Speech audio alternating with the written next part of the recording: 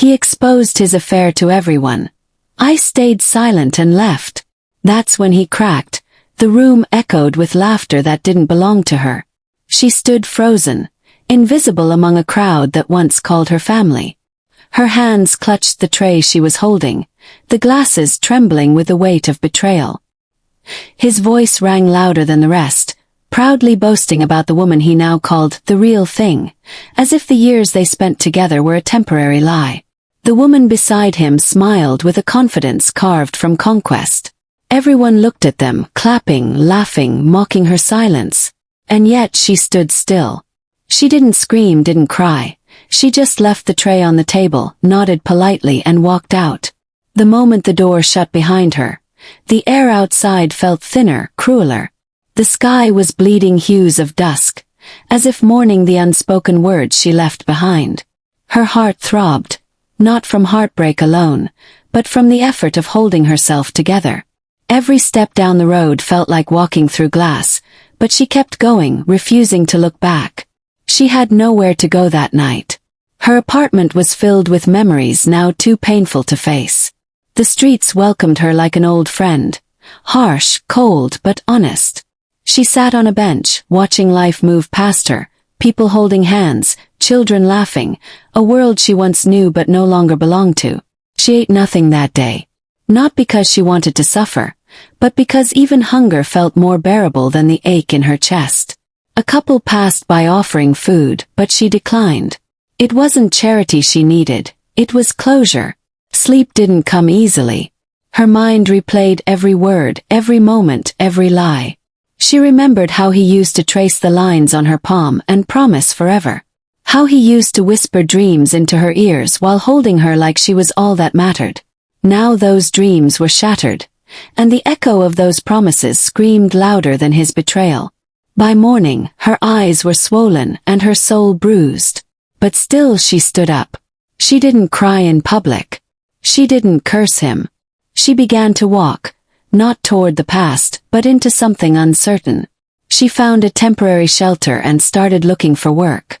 Days turned to weeks, and though the hunger sometimes roared louder than her determination, she survived. A small diner hired her to clean tables. The pay was minimal, but it was enough for bread, enough to breathe. Her quiet presence caught attention. Not because she sought it, but because there was something haunting about her silence. She moved like a ghost, her eyes reflecting the storm she carried inside. The manager often asked if she was okay, and she'd nod. She was not okay, but she was alive, and that was enough for now. Each night she went home to a mattress on the floor. She'd stare at the ceiling, counting the cracks like scars. Memories came uninvited. His laugh, his touch, his betrayal. But she no longer flinched. She let them come. Pain, after all, was a reminder she could still feel. One night, a woman entered the diner.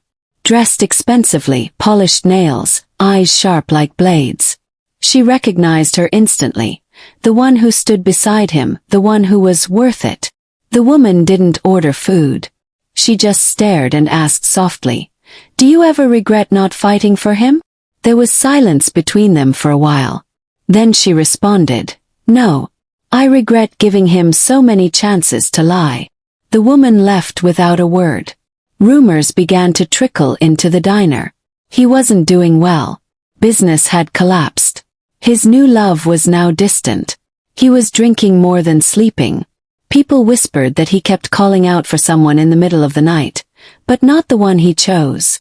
They said he looked older, weaker, as if regret had taken the place of pride. She listened without reaction. Her co-workers talked often about karma, but she never smiled.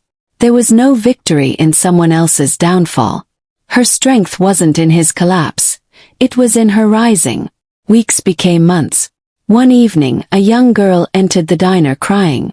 Her face bruised, clothes torn, soul shattered. She reminded her of herself.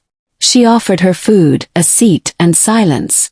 No questions, just warmth. And for the first time in months, she saw herself not as the victim, but as the light someone else desperately needed. Helping others became her quiet healing. She began volunteering at a shelter. listening to women, men, even children, all carrying different versions of the same pain. She never spoke of her story, but her eyes told them they weren't alone.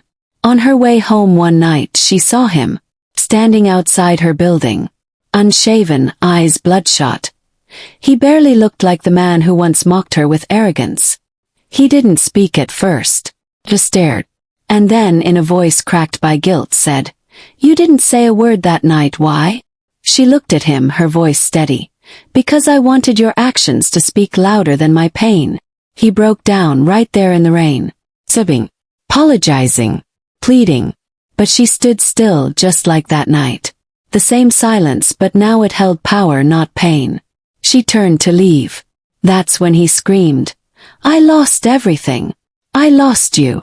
She paused, looked back once and said, "No, you gave everything away."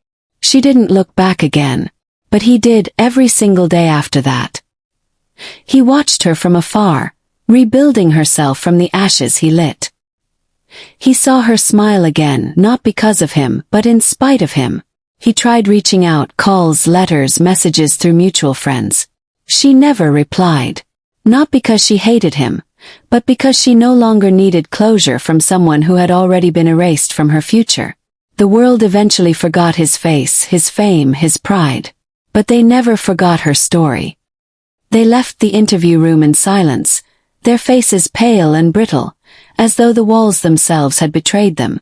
I didn't need to say much. My presence was enough. But that wasn't the true revenge. That was only the mirror I held to remind them of what they had done. The real justice came in waves they never saw coming.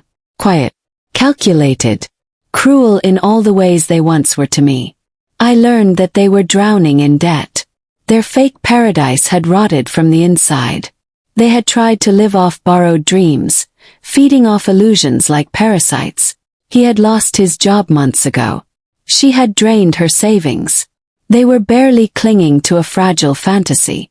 So I sent help, a mysterious investor, generous and trusting, eager to invest in their startup idea.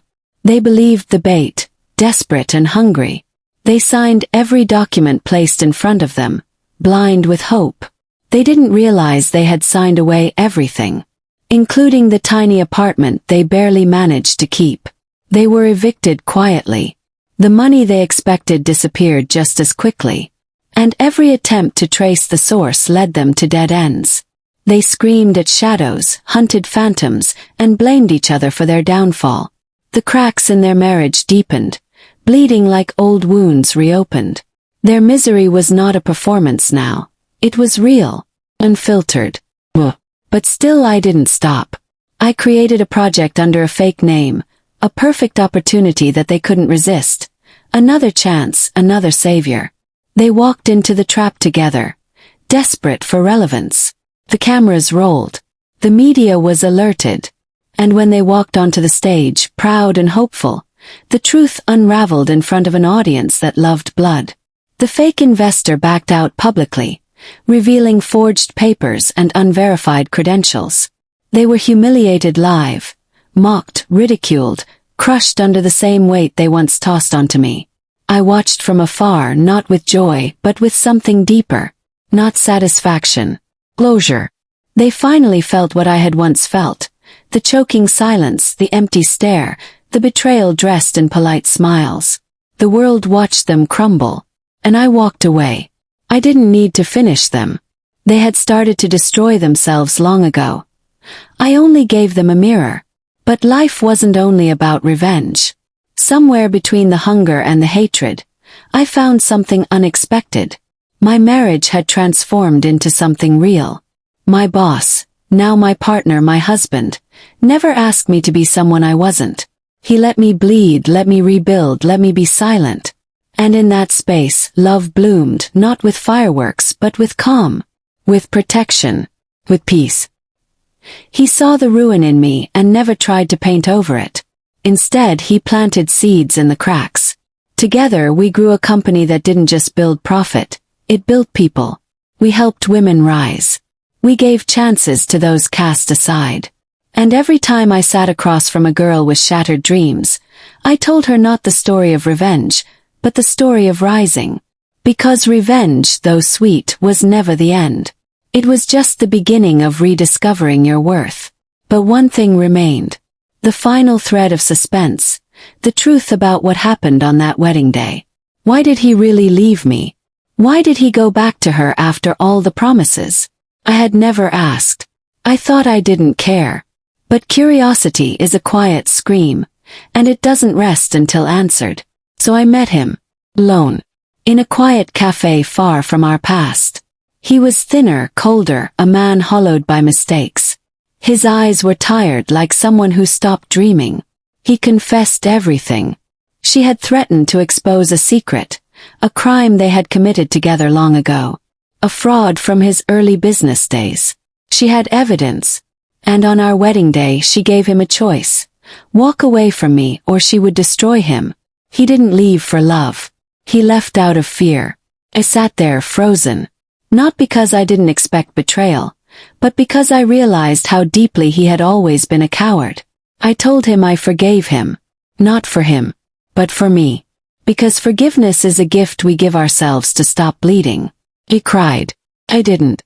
I stood up, left the cafe, and never looked back. The past had nothing left for me. The future, however, was burning brightly. Years later, as I held my newborn in my arms, I looked out the window and saw the world not as a battlefield, but as a garden. Full of pain, yes, but also rebirth. I had lost everything on that wedding day. But in that loss, I found everything I was meant to become. I was not a victim. Not a tragedy. I was the storm. And I had survived.